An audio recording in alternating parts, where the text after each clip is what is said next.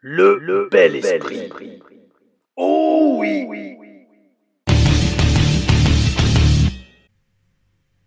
Oh oui, oh oui, mes amis. Aujourd'hui s'annonce comme une journée très chargée pour moi-même, Tom Larufa. Oh oui, mes amis, il est 11h44, 1144. TNA Wrestling a été regardé. La barbe a été taillée. Je vous dirai pourquoi plus tard dans la vidéo. La muscu a été faite. Quelques courses ont été faites également. Oh oui. Et nous sommes d'attaque. Vous l'avez vu avec le grand retour du Monster. Monster adapté en adéquation avec la couleur de mon bandana. Et par contre, le style vestimentaire n'est absolument pas au rendez-vous. Je vous l'annonce, les amis. Bandana vert, lunettes de soleil violette, t-shirt sombre Manowar. Qu'est-ce qui se passe? Eh bien, il se passe aussi que j'ai un peu changé le fond. J'ai décroché de juste devant moi cet autoportrait, mais avec quelques années en plus. Remarque, maintenant la barbe est quasiment la même de Tom Larufa en Templier, mais quand il était plus vieux, peut-être dans une vie antérieure, que j'avais utilisé pour... Alors, s'il avait utilisé ce tableau pour faire simple, un vidéo package pour essayer de vendre un personnage à des promotions de catch américaines. Et ça, mes amis, je vous l'exposerai dans une TLR Stories. Oh oui. Et là, mon regard tombe sur une petite pyramide que je vous ai jamais montrée, qui est toujours sur ma table. Oh oui. Alors, c'est à la base... Alors, celle-là, c'est pas vraiment une orgonite, c'est juste un moulage en résine. Vous voyez, d'ailleurs, j'avais même mis du sable dedans. Un moulage en résine que j'ai peint, comme était la grande pyramide de Gizeh à l'époque, quand il y avait encore son revêtement en calcaire isolant électrique et son petit pyramidion supposé être en or. Oh oui. Toujours sur ma table. Bel esprit représente Pyramid Power. Anyway, mes amis, comme je disais, donc, dans la TLR Stories, une TLR Stories que j'ai prévue, c'est comment développer un personnage à la WWE, comment on faisait au Performance Center, et tout simplement, ça sera aussi un cours de développement de personnage en catch. Alors, ça intéressera forcément les catcheurs qui regardent les vidéos de la chaîne, mais également les fans qui comprendront comment... En fait, ce qui fait un bon personnage d'un mauvais personnage. Pourquoi? Parce que, moi, je vous le dis, à NXT, j'avais développé au moins, je pense, facilement... une dizaine de personnages différents. Et tous étaient mettables à la télévision. William Regal m'avait dit, quelques semaines ou quelques mois avant que je me fasse renvoyer, il m'avait dit, en fait, toi, le truc, on peut te donner n'importe quoi, tu le feras marcher. Le seul truc, c'est qu'il faut que les scripteurs te trouvent un scénario. Et oui, mes amis, et ça n'a pas été le cas, en tout cas sur les derniers mois, de mon séjour à NXT. Et en parlant de séjour à NXT, comment j'y suis arrivé? Eh bien... Comme je vous le dis aujourd'hui, ça va être une journée chargée. Parce que TNA Wrestling, c'est parti pour la Tele Reviews. Oui, petite intro pour vous situer un peu ce qui va se passer sur la chaîne dans les prochains jours et prochaines semaines. Après, c'est pas pour la chaîne ça, par contre, c'est pour la soirée. Demain, ouverture, lancement du TPW Premium. Demain, oui, 30 novembre, mes amis, à 19h, si je dis pas de bêtises, ou 19h30. Ou 20h, je sais plus. Bref, taillez la barbe, parce que soirée cocktail, oh oui, avec la classe, et sûrement le costard que je vais ressortir demain à Marseille. Et pour ça, il faut que je commente aujourd'hui un show en solo. Ils sont là les héros. Un deuxième, oh oui, c'est le Monster, mes amis, le Monster. Et c'est justement pour ça que je bois le Monster. Pourquoi? Parce que là, je suis parti pour la review. À vue nez, je pense qu'elle va faire une petite demi-heure. Et après, j'attaque. Commentaire de Extinction, TPW Extinction 2024. Un show qui s'est passé, je crois, le mois dernier. France-Italie, oh oui. Des catcheurs italiens venaient affronter les catcheurs français de la TPW, sachant que, bon, moi, j'étais pas là, j'étais à la Rix, je crois bien, ce jour même. Tiens, ça y est, le sépia a changé sur la vidéo. Et bref, tout ça pour vous dire, il faut que je commente le show juste après en solo. Donc, je crois que le show fait 1h30. Il va falloir avoir la pêche pour être on, oh oui, lancé sur le voltage 220 volts, oh oui, pour commenter 1h30 de show tout seul. Mais bref, on n'en est pas là, on va faire la TNA Review, mais tout ça pour dire, la TNA Review de TNA Wrestling, aussi également, mes amis, ça y est, le script, même si je déteste ce mot, le script de la TLR Stories numéro 3 est fini. Et ce qui veut dire que, si je suis motivé, si j'ai le temps et si j'ai la force, je la filme aujourd'hui. Et je vais viser. Allez, si je peux, une publication la semaine prochaine. TLR Stories numéro 4, qui sera comment la WWE m'a repéré et contacté pour les tryouts en 2011 à Liverpool. Et c'était excellent. Je ne vais pas rentrer trop dans les détails, mais quand même, il faut que je le dise. En plus, c'est lié à TNA Wrestling, parce que Lance Storm est producteur à TNA Wrestling. Et donc, pourquoi je mentionne Lance Storm? Parce qu'en fait, en faisant le bilan de comment j'en suis arrivé à être repéré, donc encore une fois, par la WWE, et contacté, vous verrez comment c'était vraiment... c'est-à-dire c'est à la fois de la chance et de la préparation. Pour réussir dans le catch, j'ai presque envie de dire pour réussir dans plein de domaines dans la vie, il faut être prêt et il faut avoir de la chance. Et tout simplement être prêt quand vous avez la chance d'avoir une opportunité qui se présente à vous. Parce que si vous avez juste la chance et l'opportunité se présente mais vous n'êtes pas prêt, vous n'avez pas bossé dur, bah, ça ne va pas se transformer en touchdown les amis.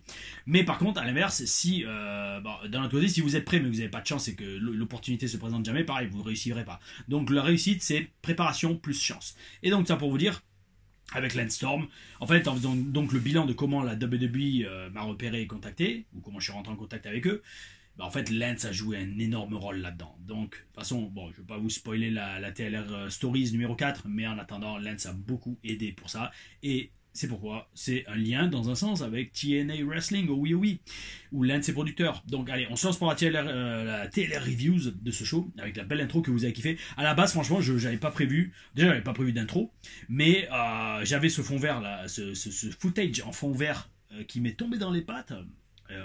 Et je me suis dit autant l'utiliser, autant essayer de faire un petit montage, voir si ça a de la gueule. Et ça avait de la gueule, donc maintenant, vous, oh oui, vous avez vu, il y a une petite intro de quelques secondes pour les TLR Reviews. Ah oh, bel esprit, et vous aimez ça, donc oh oui, merci pour votre retour les amis. Donc TNA Wrestling du 28 novembre 2024, qu'est-ce qu'on a eu? Alors, on a eu apparemment donc un show qui était un enregistrement en studio avec Matt Rehwoldt et Tom Hannifan. Et avec des matchs inédits tournés en 2024. Donc grosso modo c'était pas un show live, c'était pas un show avec une foule comme un tapings normal, c'était tout simplement des matchs qu'ils ont filmés tout au long de l'année 2024 qui ont jamais été diffusés, et en studio il y avait entre chaque match Rehwoldt et Hannifan qui faisaient un petit segment où bien sûr ils vendaient Turning Point, hein, c'était aussi le but, et ça m'a rappelé beaucoup WWE, alors WWF Superstar dans les années 80, où on avait comme ça un peu Gorilla Monsoon et Bobby Heenan que j'adorais, c'était un tandem de ouf, dans ce où ça gratte les cheveux, qui m'a un peu taillé aussi la queue de cheval, mais une très belle taille de barbe d'un nouveau barbier que j'ai essayé. Oh oui, bel esprit, c'est super. Oh oui, elle est bien lisse et elle est bien douce. Hashtag barbe douce pour une amie à moi, Virginie, mais je pense pas qu'elle regarde les reviews, mais je lui enverrai ce segment. Oh oui, qui m'appelait hashtag barbe douce. Barbe douce, pas barbe douce. Donc, c'est Gorilla Monsoon et Bobby Heenan, j'ai adoré ce tandem de la WWF, c'était franchement top. Je pense que... en fait, c'est un format que j'aimais beaucoup où les deux ils se balançaient des vannes, et après il y avait des matchs diffusés entre en fait des matchs squash match très souvent pour faire mousser tout simplement les superstars WWE. C'est un format très spécial de télé, mais j'aimais beaucoup. Et ça m'a un peu rappelé ça, cet épisode. Donc en fonction des alors ce qui m'a fait rêver c'est que sur les matchs qu'ils ont montrés, il y en a ils sont revenus plusieurs fois. Mais bel esprit parce qu'au final ça montre que la TNA mise beaucoup sur certains catcheurs et ça leur donne du temps d'antenne, donc bel esprit. Mes amis, on commence avec un 6-man tag match entre le System et Sami Callihan, PCO et Joe Hendry. Alors franchement, tout de suite, ça me fait très plaisir de revoir Sami Callihan et PCO à l'écran. Pourquoi? Parce que j'ai énormément alors surtout avec Sami Callihan, mais j'ai beaucoup de souvenirs avec chacun. Allez, c'est parti. Sami Callihan, donc il a commencé au Performance Center en 2013, juillet 2013. Moi, ça faisait déjà 1 an que j'étais en développement. C'était un truc de ouf. En fait, petite histoire, j'allais dire, j'avais presque honte. Parce que Sami Callihan, il arrive dans le vestiaire au Performance Center, et moi je me présente, je fais salut, je suis Sly. Il fait ouais, il me dit hey, I'm Sami. Ouais, Sami, c'est ça son vrai prénom parce qu'il s'appelait Solomon Crow à NXT. Et hey, I'm Sami. Et moi je fais hey, nice to meet you man. Et il me fait ouais je sais on s'est déjà rencontrés. Et là je le regarde. Et alors là je crois de mémoire, j'ai fait le politique. C'est très important en cas d'être politique, surtout dans les vestiaires, surtout dans les vestiaires comme la WWE. Et je le regarde et je fais ah ouais mec c'était il y a tellement longtemps. Alors que j'en souvenais plus du tout. Et là, c'est énorme. Et j'ai dû lui dire un truc, je sais plus exactement, mais la vibe que je me souviens, la vibe qui résonne avec ce souvenir quand j'essaie de m'en souvenir, c'est j'ai dû lui dire un truc genre wow mec c'est vrai ça faisait tellement longtemps, c'était où, vas-y s'il te plaît rappelle-moi. Et il me dit bah souviens-toi, il me dit bah c'était chez Dixon chez Brian Dixon. Et là à ce moment-là j'avais été chez Brian Dixon en Angleterre qu'une seule fois de ma carrière, donc tout de suite j'ai su que c'était ah ouais c'était en 2009. Il me fait ouais c'est ça et tout, et je fais ah ouais mec désolé franchement je t'avais pas reconnu. Il me dit oui c'est normal, à l'époque j'avais beaucoup plus de poids. Et donc tout ça pour dire, ça me permet d'enchaîner. Sami Callihan, un très grand ami, mais putain, il a fait le yo-yo avec le poids. NXT, il voulait qu'il perde du poids, donc le mec, il avait vraiment perdu du poids, il avait vraiment, il a eu une perte d'au moins 30-40 kilos, qu'il a repris très rapidement après être libéré de son contrat. Et là, dans ce match, bon, en fait, le truc, c'est énorme avec Sami, c'est un excellent catcheur à tous les niveaux. Et alors, il est pas grand, il a pas de physique, d'accord, mais au moins, il a un style de catch très vicieux, très hardcore, et le mec il bouge super bien dans le ring, excellente psychologie, super personnage, bel esprit. Et donc aussi, avec Sami Callihan, on avait passé de très très bonnes après-midi avec Jason Jordan et Juice Robinson aussi. Oh oui. Et, et le truc c'est, son premier match, dark match, avant qu'il commence, il a vraiment jamais vraiment commencé à la télé, mais l'Office l'aimait beaucoup, mais je pense en fait certains dans l'Office, notamment William Regal l'aimait beaucoup, mais il y en a d'autres, genre Bill DeMott, l'aimaient pas trop, et donc il a jamais vraiment pu être mis en avant à la télé NXT, c'est dommage parce qu'il aurait vraiment pu mousser, mais il avait eu en tout cas son premier dark match avec moi mes amis. Moi à une époque, début 2014, en fait j'étais le dark match guy, j'avais les dark matchs avec tous ceux qui devaient commencer, j'avais fait le dark match à NXT Arrival, le tout premier pay-per-view NXT sur le network, contre Mason Ryan. J'avais fait un dark match le mois suivant à la télévision entre deux tapings NXT avec Solomon Crow. J'étais dark matchman, bel esprit, oh oui. Et donc bref, Sami Callihan, c'était super de le revoir à l'écran dans ce match. Et PCO pareil, PCO lui, n'oubliez pas mes amis, PCO avait catché en France, déjà il avait catché en France dans les années 90 pour Eurosport et Flash Gordon, et Flash l'avait ramené pour les virtuoses des rings européens au cirque d'hiver en décembre 2009, et il avait affronté Brody Lee. Oh oui. Yo les amis, vous savez, c'est pour ça les TLRM, ça me porte vraiment à cœur de les faire, parce que ça vous montre tout un volet du catch français que personne n'a jamais pu, ne serait-ce que imaginer, voire n'a simplement de connaissance. La WS, quand j'y étais, en tout cas de 2008 à 2012, c'était un truc de ouf. Donc dites-vous ça les gars, il y avait eu PCO qui avait catché en plein cœur de Paris contre Brody Lee en décembre 2009. Oh oui. Bel esprit. Et c'était vraiment un super souvenir parce que PCO était adorable. Je me souviens après coup, on était allé au Falstaff. Alors pour les Parisiens, si vous connaissez le Falstaff, c'est un restaurant qui est à Place de la Bastille, si je dis pas de bêtises, qui est ouvert 24 heures sur 24 quasiment. Et donc on y allait souvent là-bas après les shows, après avec les catcheurs quand il fallait rester debout toute la nuit ou qu'on n'avait pas le temps d'aller à l'hôtel. Et donc après ce show au cirque d'hiver, je me souviens, on était allé donc au Falstaff avec tous les catcheurs. Et le promoteur avait payé, donc bel esprit. Et juste avant le repas, j'avais fait une dédicace. J'ai fait, attendez les gars, quand même, prenons le temps de remercier Flèche, parce que sans lui, on serait pas là. Et voilà. Et PCO avait appuyé en disant oui, c'est très vrai, merci à lui, parce que Flèche a toujours pris soin, déjà de ses catcheurs, la plupart du temps, mais surtout de gars qu'il connaît depuis longtemps, notamment PCO. Donc bel esprit, PCO, très bel esprit. En plus le mec 56 ans, il catch encore, il fait des trucs de ouf. Oh oui. Donc bref, voilà, petite intro avec plein d'anecdotes, hein, mes amis, je sais que vous aimez beaucoup. Donc en parlant du match, le truc c'est que ce show en fait, il n'y a pas vraiment eu d'intérêt dans le sens avancement des storylines, donc c'est juste des analyses de match. Mais quand même, il y a eu de belles analyses, vous allez voir, notamment qu'on a trouvé le Jade Cargill masculin. Oh oui, et ça je vous annonce, c'est le titre de la vidéo, je le sais déjà à l'avance. Donc bref, dans ce six-man tag match, on a eu un match rapide, qui a dû être enregistré, je pense, après une longue série de tapings, vu sa rapidité et le peu d'action qu'on y a vu. Mais c'est pas grave, ça passait, franchement, c'était pas mal. Et donc, dans ce match, moi, ce que j'en retiens surtout, c'est que donc Sami Callihan, il est quand même en surpoids, mais il bouge quand même très bien. Donc, respect à toi. Et il bosse très très bien, je vous redis, son personnage de heel.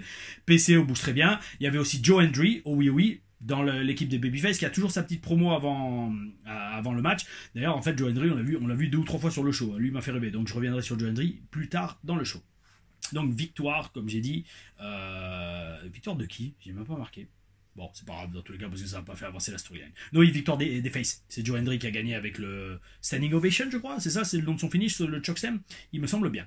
Après ça, mes amis, on a eu un singles match entre Jordynne Grace et Dani Luna. Alors, là, on a 2 bons gros gabarits parce que j'avais pas capté que Dani Luna, elle a pas autant de muscles que Jordynne Grace. Ça serait dur parce que même moi, je pense pas que j'ai autant de muscles que Jordynne Grace, disons-le, soyons honnêtes. Oh oui.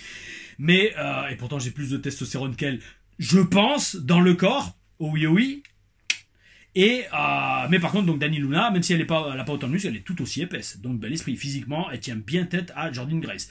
Dans ce match, les 2 meufs se sont rentrées dans la gueule. Oh oui, bel esprit. Elles ont fait de bonnes actions, elles ont vraiment bien bossé. Oh oui, bravo.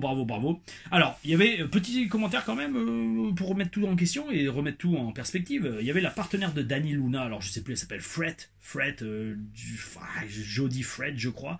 Je sais que son nom de famille c'est Fred Menace. qui était au commentaire. Et ben c'était très moyen. Dans ces cas-là, autant la laisser ringside.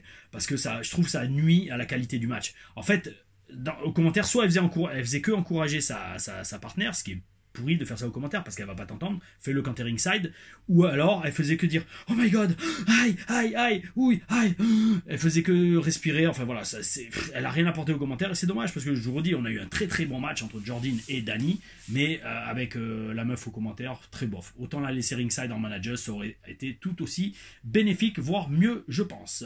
Victoire de Jordynne Grace après vraiment un bon petit match, oui, bravo à vous, mesdames. Ensuite, on a un match de juin 2024, donc il y a presque 5 mois. Un triple threat match de ouf entre Leon Slater, Trent Seven et Mustafa Ali, 3e. Oh oui, il était pas mal celui-là, il est sorti. Hein. Oh ouais.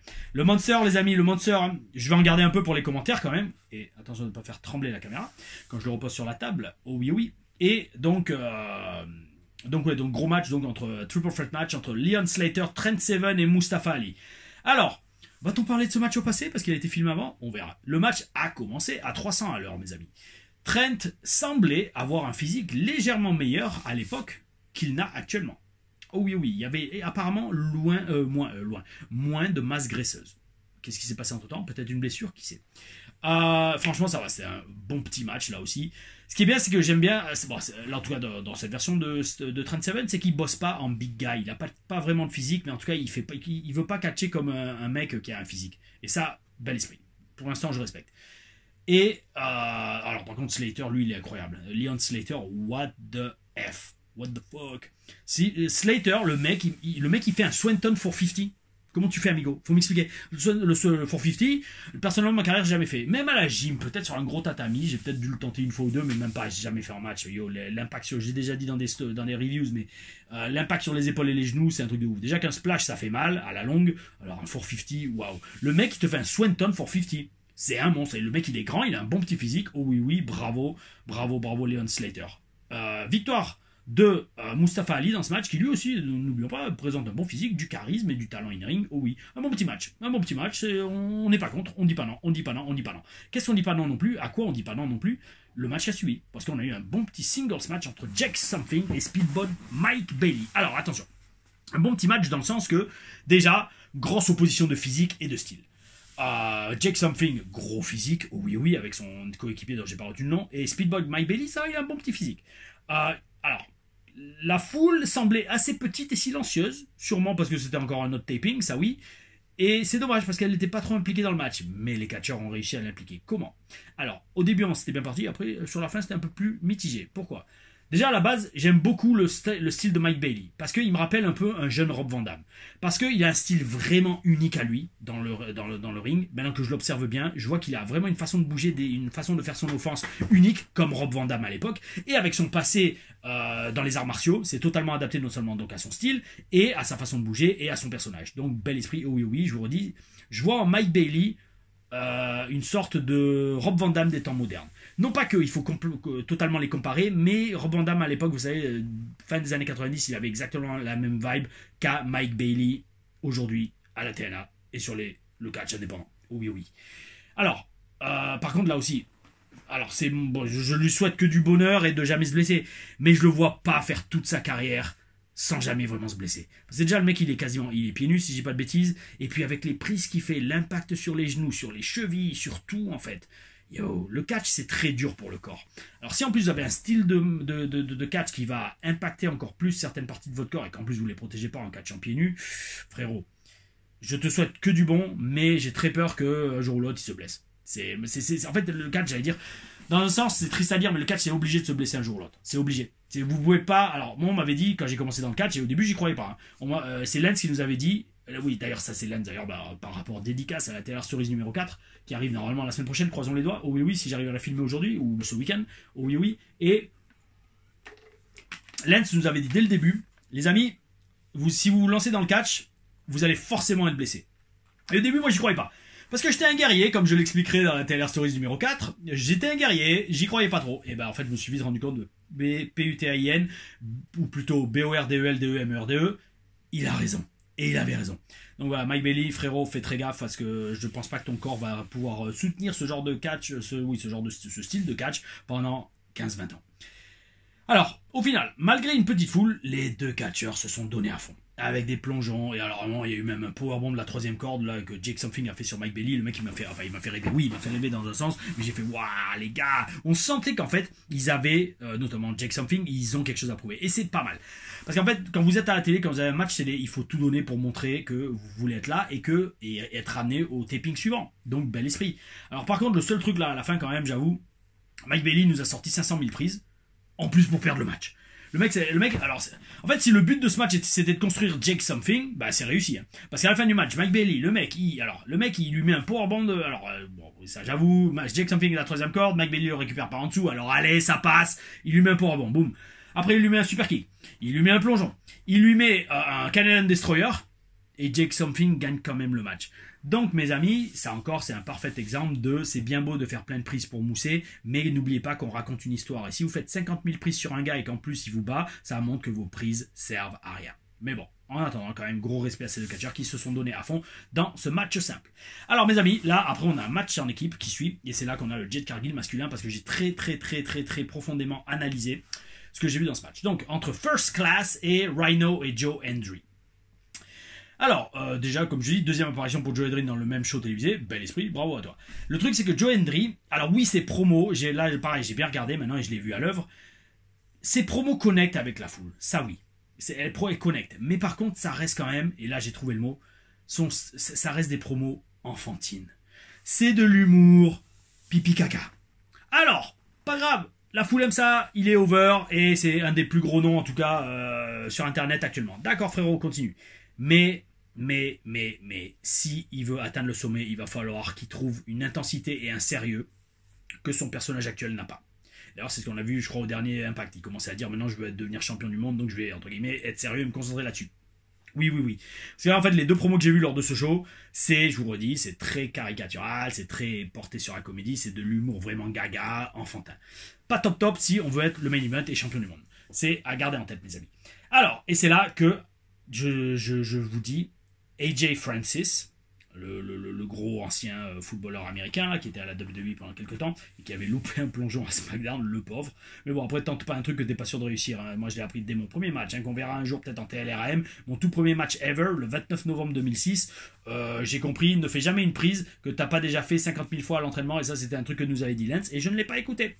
Mais après, je l'ai écouté pour plein d'autres choses. Et on le verra dans la TLR Stories numéro 4. Et ça a bien marché quand on l'écoute. Oh oui. Écoutez les gens qui ont de l'expérience, mes amis. Ah ou bel esprit.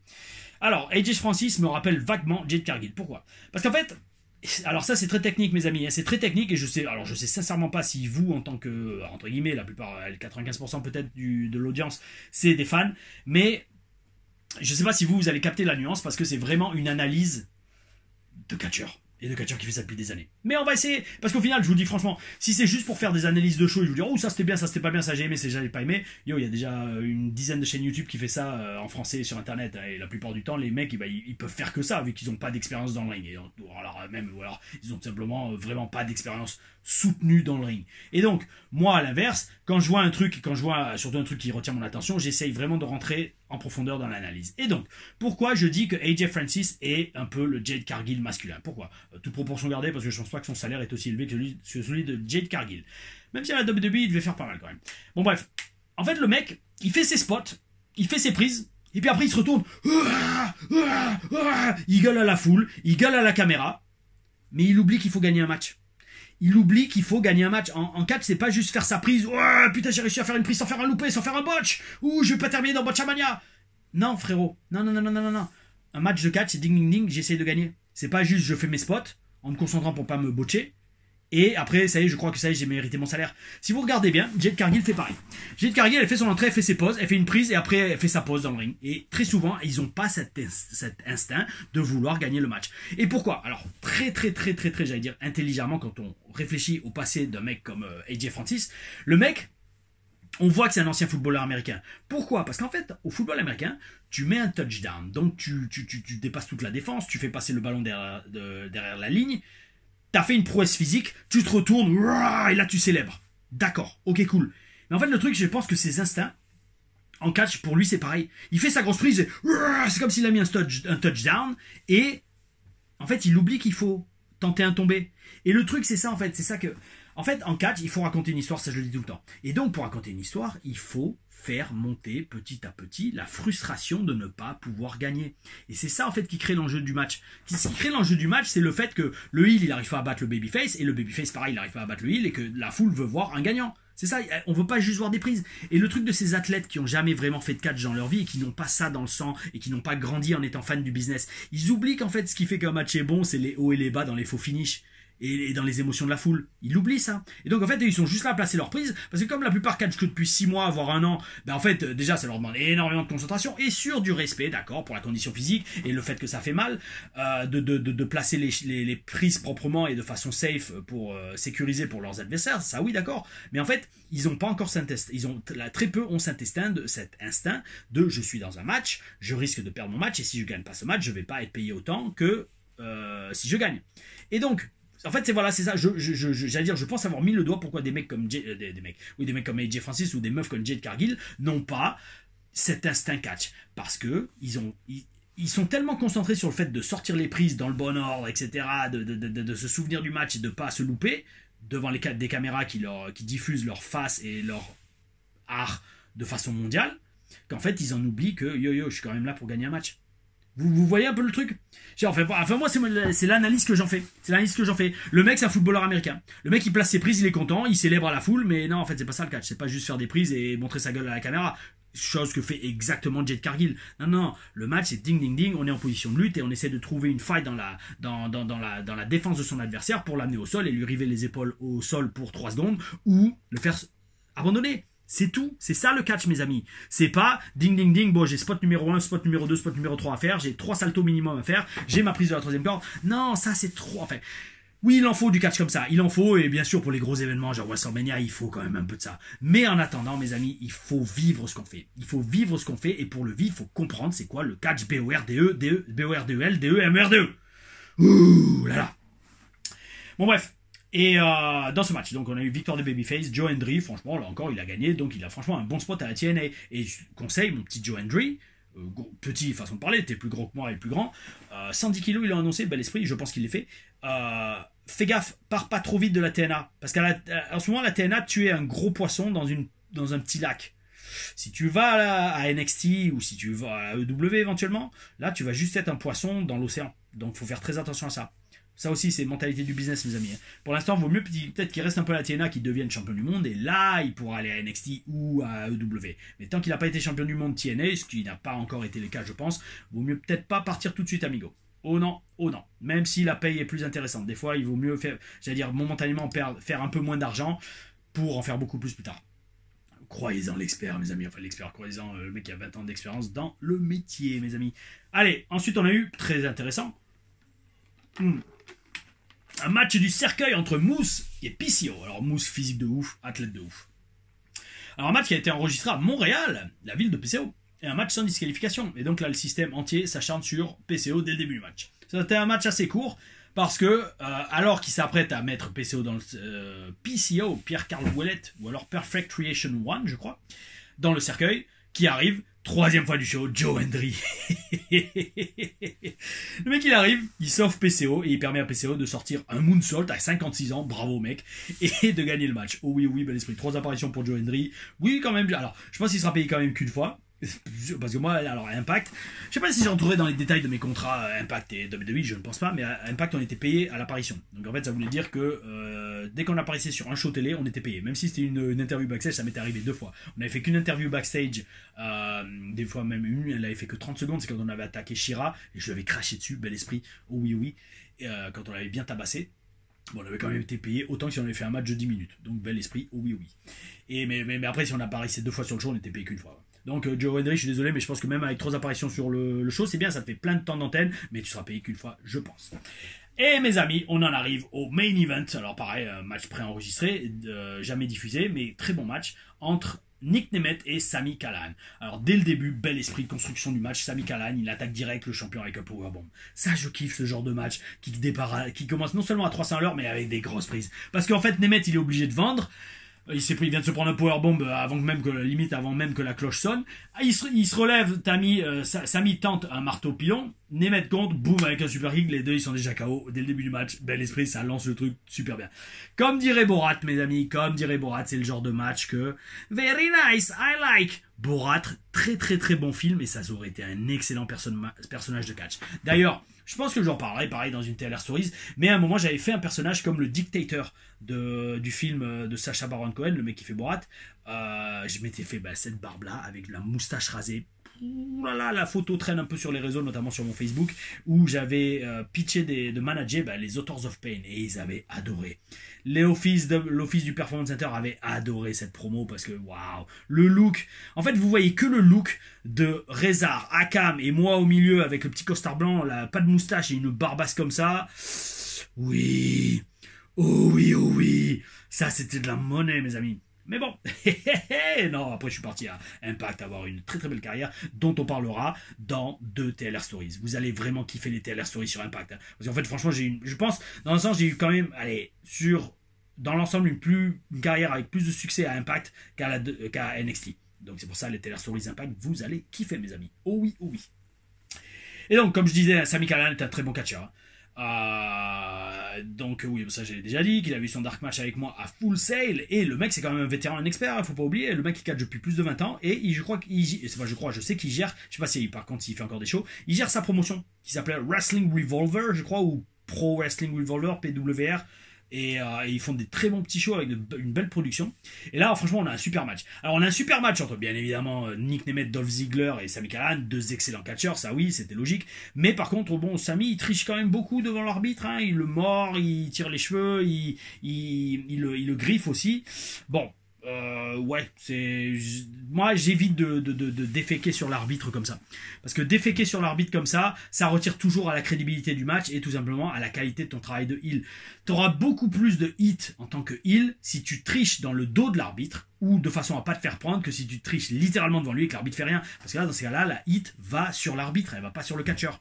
Là aussi mes amis, ouh là là, je vous ressors des phrases qu'en fait on me disait il y a des années, et là en fait je les ressors dans les reviews, bel esprit. C'est pour ça aussi que je kiffe les reviews maintenant. Là les reviews je les fais, boum c'est parti, allez hop c'est parti, une demi-heure en impro avec les notes, oui les notes sur l'ordi, mais c'est tout en fait. J'improvise, et en fait le truc quand je parle, les souvenirs reviennent. Et là ce que je vous ai dit, que quand on triche devant l'arbitre, la hit, et que l'arbitre fait rien, et qu'il vous disqualifie pas, la hit de la foule, on se met à huer l'arbitre, on va pas huer le heel, on va dire oh l'arbitre pourquoi tu me disqualifies pas, t'es un pourri, t'es un vendu. Et donc le heel fait plus son boulot parce que la hit vient plus sur le heel. Alors qu'à l'inverse, si le heel est assez doué, ou ça y est je m'enflamme là parce que là je vis le truc, si le heel est assez doué et qu'il arrive à tricher dans le dos de l'arbitre, ben en fait la foule va pas huer l'arbitre parce que l'arbitre techniquement n'a pas vu la tricherie, ils vont huer le heel parce que là le bâtard c'est le heel. Vous comprenez mes amis? Oh oui oui, le son de Catch 101 par Tom La Rufa. Oh oui, oh oui. Un autre truc, Nick Nemeth, je t'adore hein, frérot, de gros respect pour ta carrière, mais les 10 descentes du coude que tu fais comme ça à chaque match, franchement, pareil comme pour Mike Bailey, je te souhaite de rester en excellente santé, mais tes hanches elles doivent prendre cher à chaque fois. 10 descentes du coude, moi déjà j'en fais 1 ou 2 par match, j'ai mal aux hanches, parce qu'en fait tout l'impact est sur les hanches hein, mes amis. Hein. Dans ça je ferai pas je pense de vidéo sur quels sont les remarque peut-être oui, quelles sont les prises qui font le plus mal en catch. Dites-moi dans les commentaires, même si je sais que les télé-reviews des shows TNS sont vraiment pas beaucoup regardés, mais c'est pas grave, dites-le moi dans les commentaires, faites monter le référencement si vous voulez voir des vidéos du genre quelles prises font le plus mal en catch ou quelles prises sont les plus dures à exécuter. Mais donc bref, descendre du coude ça ressemble à rien, enfin on dirait pas, mais ça fait super mal hein. Surtout alors la descente, moi j'ai jamais fait de descendre du coude de la 3e corde en match hein. Parce qu'en fait je l'ai tenté une ou deux fois chez Lance Storm sur un gros matelas. À la réception, je fais ah ouais d'accord ok, et j'ai plus jamais refait hein, parce que je me dis vous savez Randy Savage à la WCW, j'avais entendu qu'il devait rester allongé 2 heures avant chaque match parce que ses hanches étaient complètement flinguées à force de faire des descentes du coude, surtout sur des rings super durs pendant les 20 ans qui ont précédé sa carrière à la WCW. Donc réfléchissez mes amis catcheurs avant de choisir des prises dans votre arsenal régulier. Oh oui, oh oui. Et donc en attendant, victoire clean et prévisible de Nick Nemeth, parce qu'il est toujours champion TNA, et ce match avait été enregistré il y a plusieurs mois. Oh oui, oh oui. Donc, ça permet de terminer un très bon petit show TNA Wrestling qui avait une vibe différente, étant donné que tout était pré-enregistré et il n'y avait pas vraiment de fil rouge tout le long du show. En fait, ce show, c'était principalement pour faire mousser TNA Turning Point, qui est ce soir, si je dis pas de bêtises, vendredi, et mes amis, je suis désolé, je ne le regarderai pas, je ne ferai pas la review, parce qu'il y a SmackDown et il y a Survivor Series demain soir. Ouh, ça va être un gros week-end parce qu'en plus donc demain soir en plus à Marseille, moi je serai à la soirée d'ouverture de lancement du TP2 Premium et le lendemain direction Bolène pour faire un petit entraînement privé avec les catcheurs avancés de la HCP.